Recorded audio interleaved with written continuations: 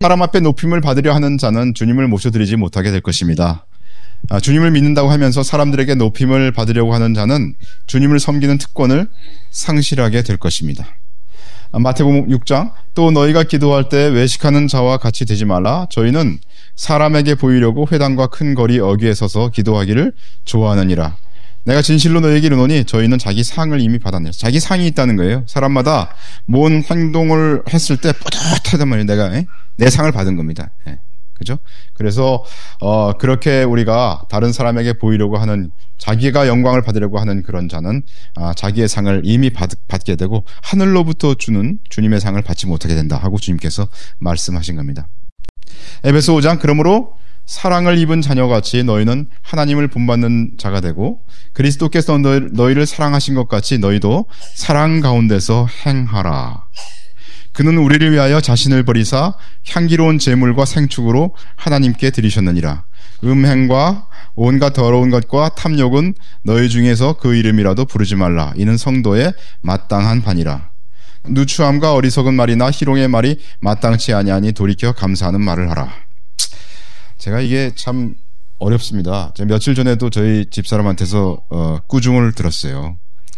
제가 이 경상도 사람이다 보니까 이게 반어법을 많이 해요. 이게 어릴 때부터 이게 뭐 이렇게 사랑한다를 미워한다라고 표현하고 뭐 그런 거 아세요? 제가 이제 단도직입적으로 그렇게 그냥 말씀드렸는데 이게 제가 반대로 표현하는 게 굉장히 많은 제 자신을 이렇게 발견해가지고 저희 집사람한테 꾸중을 많이 듣습니다. 이 어떤 표현들에 대해서 저희 집사람이 며칠 전에도 얘기를 했는데 제가 멀리 있을 때 그것에 대해서 정말 우리 집사람 고맙더라고요. 우리 하여튼 주님께서 우리에게 우리는 새로운 피조물이기 때문에 마땅히 행하라. 그리고 그런 누추함과 어리석은 말이나 희롱의 말이 마땅치 않다라고 우리에게 말씀하셨습니다. 새로운 피조물이 된 성도들의 신분이 존귀하므로 거기에 합당한 말과 행위를 해야 된다 하고 성경은 얘기를 하고 있습니다. 다음에 세 번째로 이제 영광 존귀, 그 다음에 썩지 아니함이 있는데요. 썩지 아니함은 썩는 것의 반대입니다. 그래서 요한복음 6장에 보시면 썩는 양식을 위하여 일하지 말고 영생하도록 있는 양식을 위하여 하라. 이 양식은 인자가 너희에게 주리니 인자는 아버지 하나님의 인치신 자니라. 그래서 여기 보면 썩는 것은 영생하는 것과는 반대이죠. 그죠? 따라서 썩지 아니함을 추구하는 것은 영생하도록 있는 것을 추구하는 것을 말하는 것인데요. 예를 들어서 지옥에서도 영원히 있어요. 지옥에서도 영원한 영벌을 받는 건데 시간상으로는 영원한 것이지만 영생하도록 있는 것은 아닙니다. 우리가 얘기하는 영생이라고 하는 것은 그냥 시간상으로 영원한 걸 얘기하는 게 아니에요. 지옥에서도 영혼은 영원해요. 지옥도 영원하고요. 그런 것들을 추구하는 게 아니죠. 우리는 영생을 추구해야, 영생하도록 있는 것을 추구해야 됩니다. 영생하도록 있는 것은 주님과 그분의 거룩하심에 참여하는 것을 의미하고 있는 것입니다. 요한일서 2장, 이 세상이나 세상에 있는 것들을 사랑치 말라. 누구든지 세상을 사랑하면 아버지의 사랑이 그 속에 있지 아니하니 이는 세상에 있는 모든 것이 육신의 정욕과 안목의 정욕과 이생의 다 아버지께로 쫓아온 것이 아니요 세상으로 쫓아온 것이라. 이 세상도 그 정욕도 지나가되 오직 하나님의 뜻을 행하는 이는 영원히 거하느니라. 이 세상과 그 안에 있는 것들은 영원한 것이 아니고 지나가고 썩는 것이 되죠. 그래서 썩어질 세상은 썩지 아니하시는 주님을 대적합니다. 그래서 이제 보면 이게 영광과 존귀와 썩지 아니함에 대해서 얘기를 했는데요. 그리스도인을 갈대로 청량하신다고 했어요. 아까 계시록 11장 1절에서요. 그 기준은 하나님의 말씀에 근거한 것이 될 겁니다. 기준이 뭡니까? 기준은 분명히 하나님의 말씀에 의해서 그를 청량할 건데 하나님께서 우리에게 하나님의 말씀으로 권면하시고 말씀하시기 때문에 그 기준은 하나님의 말씀일 거고 그걸로 우리를 청량할 겁니다. 그 기준 중에 각 그리스도인이 무엇을 인생 가운데 추구했느냐 하는 것을 측정하실 거다라고 저는 보고 있습니다. 물론 이게 해석에 따라서 다를 수 있지만 제가 볼 때는 저는 하나님께서 우리를 청량하시는데 그 청량은 도대체 너가 뭘 추구했느냐, 그리고 그걸 추구하는 가운데서 너가 어떻게 주님을 순종했느냐, 이 정도를 청량하실 거다 이렇게 얘기를 하고 있고 말씀하시고 있다고 저는 보고 있고요. 그 측정하는 것의 기준의 하나로서 저는 영광과 존귀와 썩지 아니함이 있을 것이다 라고 저는 생각을 합니다. 어떤 자가 영광과 존귀와 썩지 아니함을 추구하는지를 예를 들어보겠습니다. 우리는 그가 쓰는 용어에서 그의 마음에 무엇을 중시하며 무엇을 추구하고 있는지를 짐작할 때가 있죠. 그 사람이 하는 말이 그 사람의 속에 있는 것들을 드러낼 때가 있지 않습니까? 어떤 이가 말하기를 교회당을 하나님의 거룩한 성전이라고 말하는 이가 있어요. 저희 요새는 어떤지 모르겠는데 요새는 많이 가르침을 받아서 그런 표현을 하는 사람이 굉장히 적지만 우리 어릴 때 보면 이렇게 모임에 가면 사람들이 하나님 아버지 이 거룩한 뭐라 그랬나 성전에 와서 기도할 수 있음을 감사합니다. 이렇게 기도한 사람, 그런 할머니들 많이 있었거든요.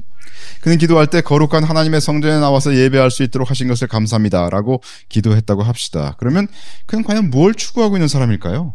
그런 표현을 하는 사람이 진심으로 그렇게 마음에서 얘기를 했다면, 교회당은 건물입니다. 교회당은 영원한 것이 아니에요. 교회당은 영원한 것이 아니기 때문에 썩지 아니하는 게 아니에요.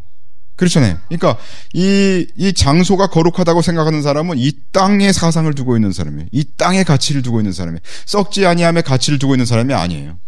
이 장소가 거룩하다? 이 장소 불타면 불타는 거고, 이 장소에 도둑이 들면 도둑 모임이 되는 거죠. 그렇지 않습니까? 그러니까 장소에 어떤 가치를 둘 수가 없는 겁니다. 교회당을 하나님의 거룩한 성전이라고 말하는 자는 썩지 아니함을 추구하는 자가 아니다라는 것을 알 수가 있습니다. 그러니까 하나님께서 여기 계시록 11장에 청량하실 때 어떤 사람이 일생 가운데 정말 이 장소가 깨끗하다, 장소가 하나님이 임하셨다, 장소에 이 장소가 거룩하다, 이렇게 얘기하는 사람이 있다고 해봅시다. 그 사람은 하나님의 청량 기준에 의해서 볼 때 문제가 있는 거죠. 그죠? 그 다음에 어떤 사람이 얘기하기를 안식일을 거룩히 지켜야 한다고 주장했다고 해봅시다. 안식일을 내가 거룩히 지켜야 된다. 그러면 안식일을 지켜야 된다고 하는 자는 율법주의자 아닙니까? 율법주의자는 결국은 이제 주님이 그 말씀을 보시면 자신에게 영광을 돌리는 그런 자가 되는 거예요. 예? 영광을 자기가 받는 거예요. 영광을 자기가 받는 거니까 이거 영광의 문제에서 이제 그 문제가 생기는 거죠. 율법주의자는 자신의 힘으로 한 일에 대해서 자신에게 영광을 돌림으로써 영광을 하나님께 돌리지 않는다라고 우리가 얘기를 할 수 있습니다. 그래서 어떤 사람이 그 안식일을 거룩하게 지켜야 된다. 그래서 토요일에 예배를 드려야 된다. 그런 사람 있지 않습니까? 그런 사람들은 영광의 문제에서 걸리는 것을 알 수가 있습니다. 또는 어떤 사람이 얘기하기를 난 경상도 사람이야. 그래서 그 사람이 말하기를 뭐라고 그러냐면은 나는 경상도 사람이기 때문에 한다고 말한 건 반드시 할 거예요 라고 말한 사람이 있다고 해봅시다. 그러면 그 사람은 존귀를 추구하지 않는 사람입니다. 그죠? 그 사람은 존귀하신 주님을 배우지 않고 자기 기질대로 행하겠다는 겁니다. 내가 태어난 대로 내가 경상도 사람이니까 경상도 기질대로 행하겠다는 얘기입니다. 그거는 주님의 존귀를 배우지 않는 사람입니다. 그러니까 그 사람은 주님이 잣대를 갖다 대실 때 문제가 생기게 되는 것이죠. 그래서 우리들의 생각과 사상에 이 땅의 근거를 둔 것을 제거해야 됩니다. 우리는 부지런히 우리의 사상과 생각에서 이 땅의 근거를 둔 것을 제거해야 됩니다.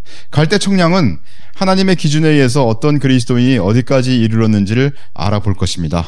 하나님께서 재시니까요. 만약 그가 어느 정도의 기준에 합당한 상태이면 휴거될 것이고 그렇게 될 것입니다. 어쩌면 휴거는 그가 무엇을 추구하고 있는가에 맞추어서 자신이 주님의 초대에 반응을 하게 될 것일 수도 있습니다.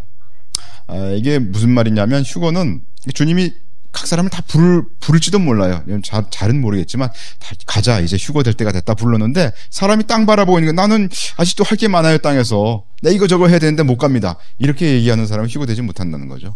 땅의 가치를 두고 있기 때문에 휴거의 초청을 받았을 때 거기에 응하지 못할 수도 있다는 겁니다.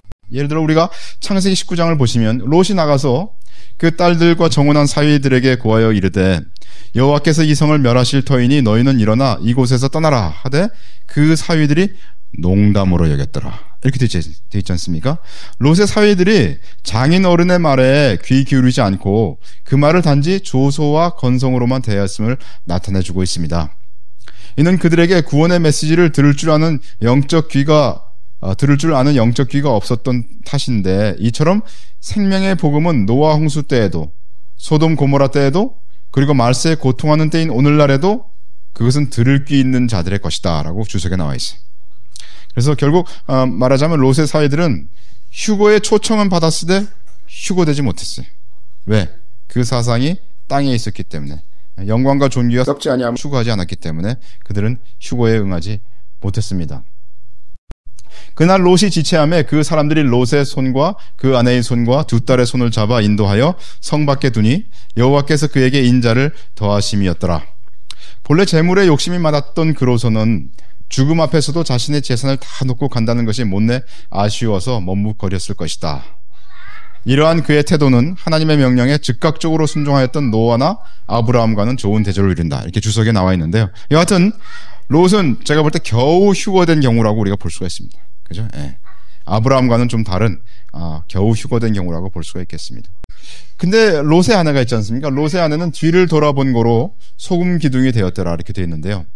이 뒤를 돌아본 거로 하는 이 그 히브리어 나바트라고 하는 이 단어는 골똘히 바라보다라는 뜻과 함께 마음속에 간직하다라는 뜻도 지니고 있다고 합니다. 그러니까 뒤를 돌아봤다는 건 뭐냐면 자기가 놓고 온 세상이 이렇게 마음속에 있다는 거죠. 그죠? 그래서 뒤를 돌아본 겁니다. 따라서 이것은 롯의 아내가 단순한 호기심에 의해서 뒤돌아본 것이 아니라 소돔에 있는 재물에 마음을 빼앗겨서 돌아본 것임을 잘 나타내주고 있다고 합니다. 게다가 그녀는 소돔 성 멸망에 대한 천사의 고지조차 못 믿어하였을 것이다 라고 주석에 되어 있습니다. 따라서 하여튼 어찌됐든지 간에 롯의 아내는 휴거되지 못한 자를 나타내고 있습니다. 초청은 받았을 때 그가 뒤를 돌아봤기 때문에 휴거되지 못했습니다.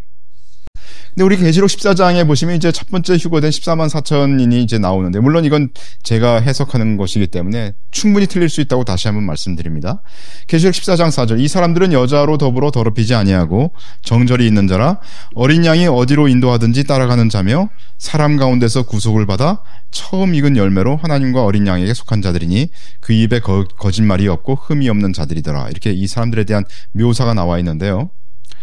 이들은 첫 번째 휴거된 14만 4천인들인데 이들의 특징은 영광과 존귀와 썩지 아니함과 관련하여서 어떤 특징들이 있는가 하는 걸 우리가 살펴볼 수가 있겠습니다. 먼저 보시면 여자로 더럽히지 않고 정절이 있다 그랬어요. 이거는 존귀 영역이죠. 존귀 영역이죠. 물론 이게 우리가 어떤 한 부분을 딱 잘라가지고 존귀고 뭐 영광이고 썩지 아니함 이렇게 가를 수 있는 것은 아닙니다. 전부 이렇게 주님 안에서 하나이기 때문에 사실 어느 측면이 더 있다라고 우리가 얘기할 수 있을 뿐이죠. 또 어린 양이 어디로 인도하든지 따라간다. 그래서 자기 십자가를 지고 따라가는 거 아닙니까? 그러니까 자기가 영광을 받지 아니하고 주님께 영광을 돌리는 그러한 측면을 나타내고 있습니다. 영광을 추구한 것을 알 수가 있죠. 또 하나님과 어린 양에게 속했다고 했습니다. 하나님과 어린 양에, 물론 이것도 마찬가지로 영광, 존귀, 썩지 아니함을 다 표현하는 말이지만 우리가 썩지 아니함의 이 부분을 한번 조금 더 강조해서 속했다고 볼 수가 있겠습니다.